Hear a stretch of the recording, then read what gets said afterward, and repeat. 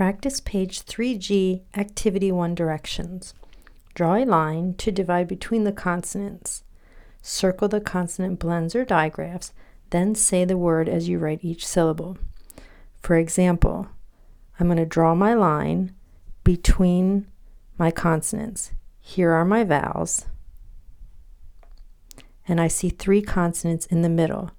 I see a blend, TR here, so that's going to stay together, and I'll divide my word.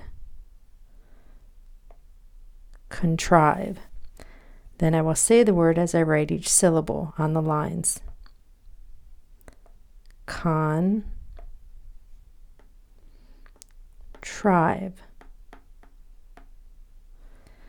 The next word, I see my 2 vowels. I see 2 consonants between the vowels, but I do not see a blend or digraph. So I will divide between the consonants. Then I will say each syllable as I write it. In, vite.